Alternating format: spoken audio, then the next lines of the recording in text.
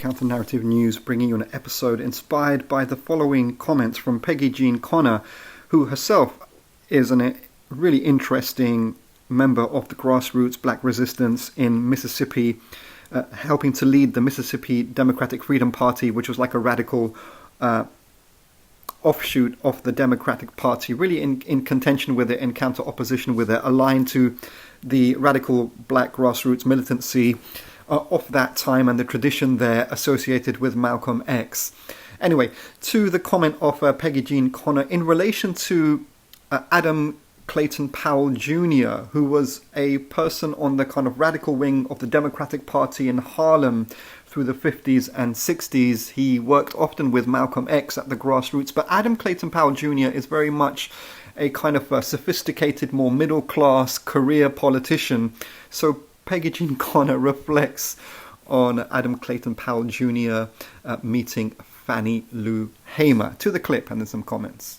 The black establishment just couldn't comprehend that this group of people, these sharecroppers, these maids, these small farmers, these people from Mississippi backcountry would walk away from what these generous white people had offered. They couldn't understand that. Adam Clayton Powell didn't know Fannie Lou. And he walked up to her and he said, "You don't know who I am, do you?" And she just ran back in her seat and said, "Yeah, I know who you are. You are Adam Clayton Powell." She said, "But how many bales of cotton have you picked? How many beatings have you taken?" He couldn't say nothing. So inspiring, just really moving. This is what it's all about. It's about the radical black class struggle of the poorest, most oppressed, who must lead if we're going to have a healthy liberation struggle towards overthrowing capitalism, white supremacy. So Fannie Lou Hamer is a really inspirational figure, born on October the 6th, 1917 in Mississippi, and passes away at a really young age of 59 years old on March the 14th in 1977. Actually, she underwent a lot of health problems and stints in hospital, and horrifically, she had a hysterectomy. Her ability to bear children was taken away without her decision. It was quite a common action by the white supremacist racist regime, that doctors would do this without consent from the patient. Just really, what can one say around that? But anyway, Fannie Lou Hamer was such an inspirational person, leader of the resistance in the South against Jim Crow segregation and the struggle to get black people to exercise their right to vote. And Fannie Lou Hamer herself was manipulated and oppressed, and in her trying to register to vote. She sets up also the Freedom Farm Cooperative, very much at the grassroots, delivering real concrete mass work for the black working classes there. She suffers a horrific incident around her arrest on June the 19th in 1963, when she's going to deliver a voter registration workshop in Charleston, South Carolina. She is arrested and detained on June the 9th, 1963, and then released several days later on June the 12th, in which time she suffers a horrific sexual assault and brutal beating by disgusting police officers there. Then, on December the 20th, 1964, she speaks at the Williams Institutional Church in Harlem, sharing a platform with Malcolm X. So let's hear what Malcolm X has to say about his comrade, Fannie Lou Hamer. Listen to Mrs. Hamer, a black woman, could be my mother, my sister, my daughter, described what they had done to her in Mississippi. I asked myself, how in the world can we ever expect to be respected as men when we know that we will allow something like that to be done to our women and we do nothing about it?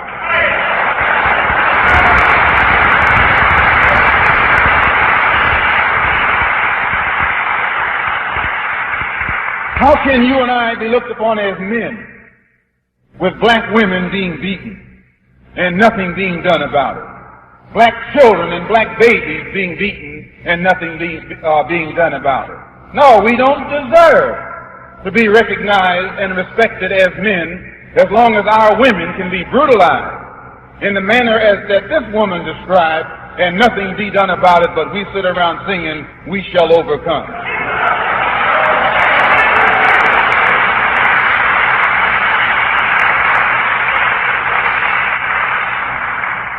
We need them now.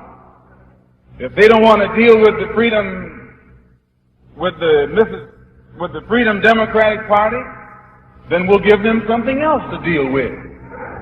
If they don't want to deal with the Student Nonviolent Committee, then we have to give them an alternative. But never stick someone out there without an alternative. We waste our time. Give them this or give them that. Give them the choice between this or that.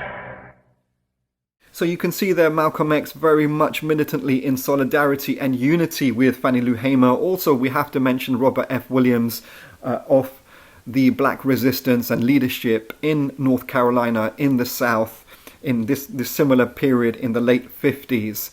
And we're going to have another series on Robert F. Williams and also Mabel Williams, his comrade and his partner, very, very highly significant primary personalities in our liberation struggle. And it's incredible, isn't it, that indeed this place in the southern states has such a global impact from the time of Lenin and Ho Chi Minh, who analyzed the quote-unquote black belt, the black majority areas in the southern states in the USA being absolutely globally significant, and it has its impact across all oppressed communities across the world fighting colonialism and white supremacy.